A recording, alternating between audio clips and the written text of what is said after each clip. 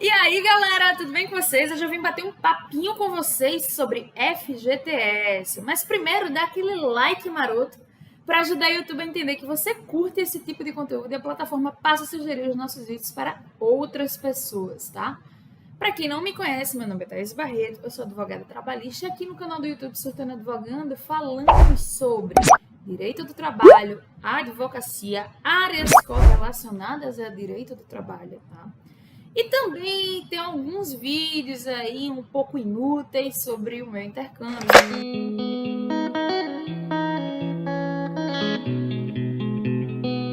Das minhas experiências lá na Europa. Então, confere os vídeos através da playlist.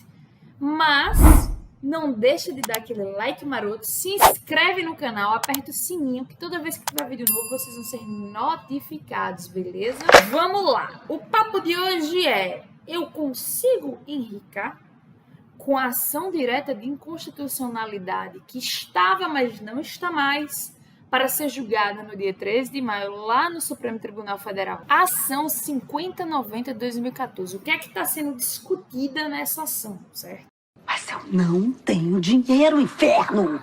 Que tem dinheiro sim, que eu sei que tem. É se o índice de correção monetária, que atualmente é utilizado para corrigir os valores que constam depositados na conta vinculada do FGTS dos trabalhadores, se esse índice de correção monetária chamada taxa referencial é correto ou não, é constitucional ou não. Porque o que acontece é o seguinte: essa ação foi proposta visando promover a correção dos valores que constavam depositados no FGTS dos trabalhadores a partir de 99, sob o seguinte argumento: essa taxa referencial ela não acompanha a inflação. R$10,99 é uma coisa, R$10 em 2021 é outra. E esse valor não está sendo corrigido adequadamente, porque essa taxa referencial, ela praticamente não corrige nada, tá? Não sou economista, por isso não vou afirmar com 100% de certeza. Mas é o que sabemos. E o que acontece é o seguinte. Sei. Temos dois pontos aqui. É provável ou não que o Supremo Tribunal Federal diga que a taxa referencial, tá, de fato é inconstitucional. 2. Quem vai receber ou não? Qual o prazo para a gente entrar com esses pedidos de ação? É todo trabalhador, como a imprensa vem veiculando aí, que vai ter direito a receber essas correções monetárias, tá? Desde que tivesse valores depositados em conta de FGTS a partir de 99? Você vai descobrir agora, meus amores! Olha só, galera, é o seguinte: provavelmente, tá? Que advogado mentiroso é o que fala que tem causa ganha e que tá 100% que tem 100% de certeza. Isso não existe na Justiça do Trabalho, nem dentro da advocacia. Eu vou me dar muito bem. Calma aí, ô bonzão. Vai conhecer a cliente. Porque, segundo um professor meu, dentro da advocacia trabalhista, do processo trabalhista, 2 mais 2 é igual a 5 e ainda cabe recurso. Então, vamos lá. O que acontece é o seguinte. Provavelmente, o Supremo Tribunal Federal vai sim declarar que a taxa referencial é inconstitucional. Mas, Thaís, o que faz você presumir isso, já que você não tem o poder da vidência? Bom, galera, é o seguinte: porque ano passado, em 18 de dezembro de 2020, o Supremo Tribunal Federal chegou e bateu o martelo e disse assim: daqui para frente, as condenações trabalhistas, os créditos trabalhistas e os depósitos recursais, eles devem sim ser corrigidos, mas não utilizando como índice de correção monetária a taxa referencial. Porque a taxa referencial é inconstitucional. Essa informação, inclusive, ela foi noticiada no site do STF. Vou deixar no box de informações o link aqui, tá? Para vocês conferirem essa informação. E aí, na época, o ministro Dias Toffoli, eu estou olhando para o site para poder ler a informação para vocês. Ele disse o seguinte, tá? Declarada a inconstitucionalidade da aplicação da TR para taxa referencial para correção monetária de débitos trabalhistas por não refletir o poder aquisitivo da moeda, é necessário utilizar na Justiça do Trabalho o mesmo critério de juros e correção monetária aplicado nas condenações cíveis. Entendemos? E aí, por conta disso, ficou decidido o seguinte, que na fase pré-judicial do processo, o índice de correção monetária do dinheiro que está sendo discutido na Justiça do Trabalho, dos créditos que o trabalhador tem para receber lá na Justiça do Trabalho, o índice de correção monetária utilizado vai ser o IPCAE, que é Índice Nacional de Preço ao Consumidor Amplo e Especial. E a partir da citação, a taxa Selic, beleza? E se vocês quiserem entender um pouquinho mais, vocês vão lá no site para vocês entenderem. Isso quer dizer o quê? Thaís, meu patrão, ele passou 5 anos sem pagar o meu FGTS. Aí eu vou entrar com uma reclamação trabalhista contra ele, na Justiça do Trabalho, para cobrar esses depósitos de FGTS. Vamos supor que em 2017, cada mês que ele tinha que recolher de FGTS para mim era R$100. No final do meu processo, quando eu for receber esses R$100 mês a mês de 2017, por exemplo, que ele não depositou, eu vou receber só R$100 por mês? Não. Cada depósito que ele deixou de recolher no valor de R$100, ele vai sofrer uma atualização monetária, tá? E aí, ele não vai depositar esse FGTS que ele deixou de me pagar na minha conta vinculada do FGTS, porque eu já fui demitido, um exemplo.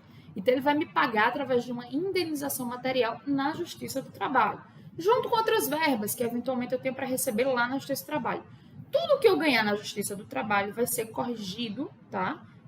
Monetariamente, como?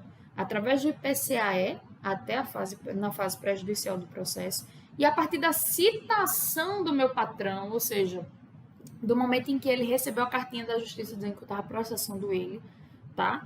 Com a taxa Selic. Então, por conta disso, por conta dessa decisão que o STF deu, tá? Nas ações declaratórias de constitucionalidade, eu sempre tenho dificuldade para lembrar isso, 58 e 59, certo? E nas ações diretas de inconstitucionalidade, 58, 67 e 60, 21, por conta da decisão do Supremo Tribunal Federal nessas ações, dizendo que a taxa referencial era inconstitucional para corrigir os créditos trabalhistas e os depósitos recursais na Justiça do Trabalho, é que já existe um forte indício de que o Supremo também vai dizer que os valores que foram depositados na conta de FGTS dos trabalhadores de 99 para frente não podem ser atualizados monetariamente com a taxa referencial. E aí, qual é o desdobramento disso? Qual é a consequência disso? Isso quer dizer que o empregado vai ter direito, tá, a receber essa correção monetária utilizando o índice de correção monetária que o Supremo Tribunal Federal disser que é o correto. Então, de 99 para frente, se eu tinha depositado R$50 e eu já saquei, por exemplo, esses R$50 da minha conta da FGTS, se a correção monetária der 10, 20, R$30, um exemplo, tá, gente? A grosso modo, só para vocês entenderem. Se eu trouxer por exemplo, a aplicação da taxa Selic ou do IPCAE, eu vou ter direito de receber essa correção monetária, entendemos? Mas nós temos um porém que também, tá, vai decorrer aqui de outro julgamento do Supremo Tribunal Federal, que envolve o seguinte, vamos lá. Qualquer trabalhador que tinha dinheiro depositado na conta do FGTS de 99 para frente vai ter direito a receber essa diferença entre o valor que foi depositado e a atualização monetária com esse novo índice de correção monetária aplicado pelo STF? Não. Provavelmente não. Por quê? Tudo na justiça tem uma coisa chamada prazo, tá? Eu não posso esperar 40 anos para entrar na justiça pedindo a diferença entre o que foi depositado e a atualização monetária para poder receber. Tudo na vida tem prazo. E para isso a gente precisa entender um outro julgamento do STF, tá? E eu vou trazer também para vocês uma posição do STJ recente do ano passado. Vamos lá. A Lei 8.036 de 90, que disciplina o FGTS, ela vai falar lá, ela falava, não fala mais, falava no artigo 23, parágrafo 5º, tá? O seguinte, que o prazo prescricional para cobrança de FGTS era de 30 anos. E aí, o Supremo Tribunal Federal chegou e disse, em 2014, nós temos um vídeo gravado aqui neste canal de Meu Deus, eu vou deixar linkado no box de informações por aqui ou por aqui, tá? Onde eu explico isso. dizendo o seguinte, esse dispositivo é inconstitucional e daqui para frente o prazo de cobrança de FGTS tem que ser de 5 anos, tá, galera? E aí essa decisão se deu no agravo em recurso extraordinário 709/12, lá em 2014. Essa decisão, se eu não estou enganada, ela ocorreu no dia 13 de novembro de 2014. Daqui para frente, o trabalhador só vai poder cobrar os depósitos de FGTS dos últimos 5 anos e não mais de 30 anos. Nesse vídeo que eu gravei, tá? Eu, inclusive, trouxe uma explicação um pouco mais densa, certo? Sobre os efeitos de modulação dessa decisão. Por quê? Porque na época que o STF estava para dar essa decisão, haviam pessoas que já estavam, por exemplo, perto de atingir essa marca de 30 anos aí de FGTS não depositado. Tem gente que tinha, por exemplo, 6 anos de FGTS não depositado, mas tem gente que já tinha 28 anos de FGTS não depositado, tá? E para não gerar uma insegurança jurídica, o Supremo Tribunal Federal chegou e disse assim, olha, daqui para frente só vai ser permitido cobrar os últimos 5 anos de FGTS. Mas para que a gente não afronte o direito adquirido, para que a gente não gere uma situação de insegurança jurídica, certo? A gente vai dar um prazo para que essas pessoas se adaptem a essa nova decisão, certo? E aí o que é que acontece? Isso gerou uma regra de transição. Teve uma galera que teve um período aí para poder cobrar ainda os últimos 30 anos. E teve uma galera aí que dali daquela decisão para frente só poderia cobrar os últimos 5. Então, se a gente conseguir, eu vou deixar um trechinho desse vídeo, tá? Onde eu explico esse efeito de modulação dessa decisão do Supremo Tribunal Federal aqui nesse vídeo com vocês, beleza? A decisão, ela tem que ter um efeito de modulação, porque ela não podia retroagir, tá? A direitos já consolidados. Só que o que é que acontece? Foi a coisa mais bizarra da face da Terra, essa decisão, porque ele diz assim, ó, eu vou ler, tá? Um trechinho do voto do ministro Gilmar Mendes e depois eu vou explicar para vocês. Ele vai dizer assim, ó, aqueles cujo termo inicial da prescrição ocorra após a data do presente julgamento, aplica-se desde logo o prazo de 5 anos. Por outro lado, para os casos em que o prazo prescricional já esteja em curso, aplica-se o que ocorrer primeiro, 30 anos contado do termo inicial ou 5 anos a partir dessa decisão. O que é que ele quis dizer com isso, meu povo? Vou explicar. Para os trabalhadores, tá, que viessem a ser demitidos a partir de 13 de novembro de 2014, se aplicaria a prescrição de 5 anos, ou seja, os trabalhadores eles podiam pedir apenas os últimos 5 anos de FGTS não depositados se eles tivessem sido dispensados, tá, depois da decisão, a partir do dia 13 de novembro de 2014. O trabalhador que tivesse 24 anos, certo, de depósitos não realizados, eles não poderiam fazer a cobrança dos últimos 30. Por quê? Porque o efeito da modulação ele tem um limite máximo de 5 anos. Então, assim, da decisão proferida em 13 de novembro de 2014 até 13 de novembro de 2019, se o empregado não completasse 30 anos, ele só poderia pedir os últimos 5, certo? Então, isso acabou gerando uma insegurança jurídica absurda e o tipo da situação que é o seguinte, se em 13 de novembro de 2014 eu, empregado, tinha 24 anos de FGTS não depositado, eu só ia poder cobrar os últimos 5. Mas se eu tivesse 25 anos não depositado, eu ia poder cobrar os últimos 30. Por quê? Porque até 13 de novembro de 2019, eu teria completado os 30 anos de prescrição. E aí, é o seguinte, eu não sei se vocês conseguiram entender essa regra de transição, mas basicamente, certo? Por essa decisão, se existe uma presunção muito forte hoje do seguinte, de que ainda que o Supremo Tribunal Federal vá declarar que a taxa referencial ela é inconstitucional, certo? Para correção do valor que está depositado no FGTS, provavelmente, mas provavelmente não quer dizer 100% de certeza, tá? Provavelmente, só quem vai ter direito a receber essa correção, tá? tá? É quem já propôs essas ações revisionais na Justiça do Trabalho até 13 de novembro de 2019. Entendemos? Por quê? Porque aquela decisão, certo? Que eu expliquei para vocês no vídeo, ela trouxe a regra de transição para aqui, dizendo o seguinte: quem poderia fazer cobranças de FGTS dos últimos 30 anos e quem poderia cobrar só os últimos 5.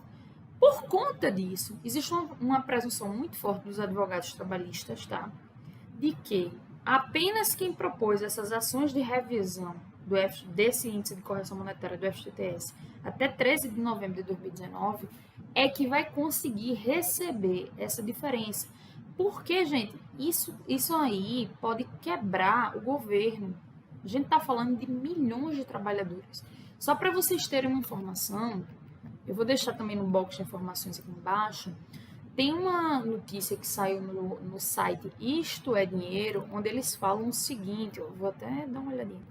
Eles trazem lá uma informação de que, segundo o jornal Agora, tá?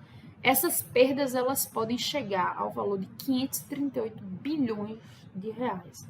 Isso quer dizer que o governo teria que soltar para os trabalhadores aproximadamente 538 bilhões de reais. Então, o governo não tem condições de custear isso.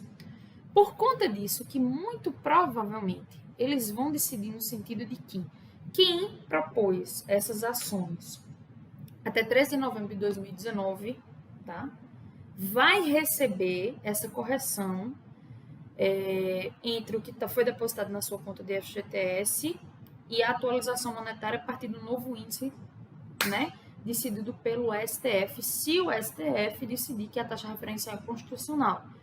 Mas os outros empregados que não procuraram advogados trabalhistas e não entraram com essas ações à época, né, há 1 ano e meio atrás, mais ou menos, não vão receber, tá bom? Inclusive, enquanto advogada trabalhista, eu tenho mais outra informação para trazer para vocês. Na época que estava finalizando esse efeito de modulação aí da decisão do STF, sobre quem podia cobrar os últimos 30 anos de FGTS e quem podia cobrar os últimos 5, diversos advogados trabalhistas saíram dando entrada na louca, num monte de ação, justamente porque eles já estavam prevendo que isso poderia acontecer, que poderia ser aplicada essa prescrição quinquenal para essas revisões, tá? Tem até uma outra ação muito parecida que fala de uma correção de uns valores que foram depositados na conta do PASEP dos funcionários públicos, dos servidores públicos e tal. E é mais ou menos essa linha aí. Diversas ações, inclusive, foram julgadas improcedentes aqui no âmbito da Paraíba, por exemplo, no sentido de dizer assim, olha, você quer uma correção do valor que estava depositado na conta do PASEP, mas não pode mais. Por quê? Porque prescreveu, demorou demais, o direito não socorre aos que dormem, tá, galera? E, por fim, eu vou trazer uma outra informação para vocês, tá? Aliás, 2 informações. A primeira é o seguinte, o TST, ele editou, por conta da decisão do Supremo Tribunal Federal, que diz que de 13 de novembro de 2019 para frente, no caso a partir do dia 14, né, de novembro de 2019, o trabalhador só tem o direito de cobrar os últimos 5 anos de FGTS. Ele editou uma súmula, ele mudou a redação de uma súmula anterior que tinha, tá? Que é a súmula 362. Essa súmula 362, ela vai dizer justamente o seguinte, certo? Que os casos em que o empregador deixou de recolher FGTS a partir de 13 de novembro de 2014, o prazo para o trabalhador cobrar esses depósitos não recolhidos é de 5 anos, tá? Aqueles casos em que, no dia do julgamento do Supremo Tribunal Federal, o trabalhador estava perto de atingir essa marca de 30 anos sem depósito de FGTS recolhido, ele passaria pela regra de transição que eu expliquei no começo desse vídeo, certo? Ou seja, ele poderia cobrar os últimos 30 anos, certo? Então, assim, desde que ele respeitasse esse limite de 5 anos aí, ou seja, até 13 de novembro de 2019, quem completasse 30 anos ia poder cobrar os últimos 30 anos, tá? Quem não tivesse dentro dessa regra só ia poder cobrar os últimos 5 anos. Ou seja, o TST, inclusive, alterou essa súmula, disciplinando esse prazo prescricional por conta da decisão do STF. E nessa mesma linha, o STJ deu um julgamento. Vamos lá, o STJ, eu vou deixar linkado no box de informações aqui embaixo. O STJ, no julgamento do recurso especial 1841.538, tá? Que teve como relatora a ministra, estou dando uma olhadinha aqui, porque toda vez eu esqueço, Regina Helena Costa, certo, galera? Chegou e disse assim, tá? Ela negou o provimento ao recurso proposto pela administração pública e ela chegou e disse o seguinte: olha, a gente vai aplicar os efeitos de modulação da decisão do STF, garantindo que a servidora receba, nesse caso desse processo, os últimos 30 anos de FGTS. Mas aí o que é muito, muito, muito importante vocês observarem aqui nessa decisão do STJ. Ela chegou e disse assim, olha, a aplicação do precedente firmado no julgamento do agravo em recurso extraordinário 709.212 do Supremo Tribunal Federal não se restringe aos litígios que envolvem pessoas jurídicas de direito privado, incidindo também em demandas que objetivam a cobrança de FGTS, independente da natureza jurídica da parte réia, tá? E aí ela fala o seguinte, olha, no julgamento do STF foi declarada a inconstitucionalidade das normas que previam prazo prescricional de 30 anos para as ações relativas a valores não depositados no FGTS, mas houve uma modulação dos efeitos dessa decisão com o objetivo de resguardar a segurança jurídica. Dessa forma, o STF estabeleceu o prazo de 5 anos para os casos em que o termo inicial da prescrição, ou seja, a ausência de depósito do FGTS, ocorreu após a data do julgamento, em 13 de novembro de 2014. Tá? E aí, a ministra ressaltou que, após o julgamento do STF, o TST alterou a redação da súmula 362, a súmula que eu mencionei para vocês, e definiu o seguinte: nos casos em que o prazo prescricional já estava em curso no momento do julgamento da repercussão geral, para que seja possível aplicar a prescrição trintenária, é necessário que a ação judicial tenha sido ajuizada dentro de 5 anos a contar de 13 de novembro de 2014. Tá? E aí ela fala o seguinte: se o ajuizamento da ação objetivando o recebimento das parcelas de FGTS ocorreu até 13 de novembro de 2019, aplica-se a prescrição trintenária. Caso a proposta seja após essa data, aplica-se a prescrição quinquenal. Então, o STJ está seguindo a mesma linha do TST a respeito da decisão do STF. O que é que eles estão entendendo?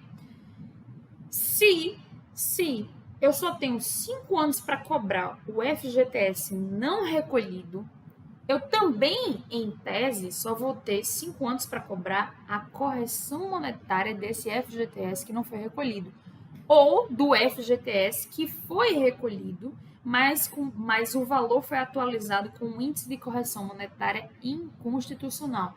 Isso quer dizer que, de outra forma, tá? Se eu já tinha adquirido, vamos colocar dentro de longas aspas aqui, o direito de cobrar os últimos 30 anos e eu entrei com a ação no período correto, eu vou poder, sim, receber a correção monetária dos valores que estavam na minha conta de FGTS de 99 para frente. Se eu perdi esse prazo de ingressar na justiça, babau. E qual era o prazo? 5 anos a contar da decisão do STF no julgamento do agravo em recurso extraordinário 709.212, certo?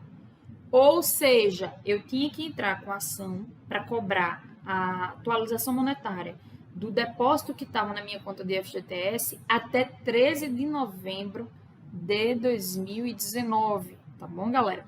Pode ser que o STF chegue, bata o martelo e diga assim, não, todo mundo vai ter direito a receber esse índice de correção monetária? Pode ser, Mas os indícios de que isso não aconteça são muito, muito, muito, muito altos. Porque nós já temos decisões, tanto na esfera do STJ quanto dentro do TST, dizendo o seguinte, que eu só posso cobrar os depósitos de FGTS dos últimos 5 anos. Quem queria cobrar mais de 5 anos teve um prazo para ingressar na justiça. Então, não tem lógica que o Supremo chegue e diga, olha, para recolher o FGTS não recolhido, tá?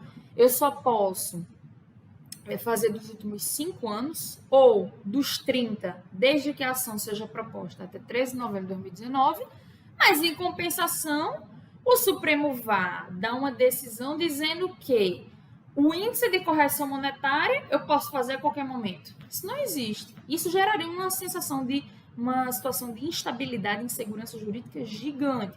Então, assim, esse vídeo ficou um pouco longo. Eu espero que as explicações que eu trouxe para vocês possam ajudar, tá?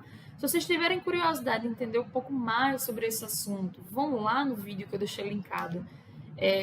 Que, inclusive, esse vídeo foi um vídeo que bateu mais de 2.000 views. Então, assim, eu trago uma explicação bem grande sobre se FGTS é tributo, se FGTS é crédito de natureza trabalhista, enfim, algumas explicações, tá? Se vocês tiverem curiosidade, vão lá conferir, certo? Mas eu espero que esse vídeo de hoje tenha sido bem claro sobre a probabilidade ser muito pequena de que todo mundo consiga receber essa atualização monetária, tá? Se não ingressou com a ação no prazo que deveria ter ingressado, que foi até 13 de novembro de 2019, tá? Gente, o que eu tenho recebido de mensagem, WhatsApp, direct do Instagram, e-mail, ligação, não tá no gibi. Até meu cartão da Marisa, quando eu fui pagar, a operadora do caixa me perguntou por quê? Porque a imprensa vincula as informações de forma descontextualizada. Por isso que é tão importante vocês conversarem com um advogado trabalhista. Beleza? Não esquece de dar aquele like maroto, se inscreve no canal, aperta o sininho e eu vejo vocês no próximo vídeo. Lembrando que antes de eu dar o tchau, todas as informações que eu mencionei neste vídeo, os links de onde eu tirei as informações, site do STJ, do STF, a decisão lá que menciona, né, a súmula do TST e até a reportagem do site Isto é Dinheiro, eu vou deixar linkado no box de informações aqui embaixo, tá bom? Vejo você no próximo vídeo. Tchau!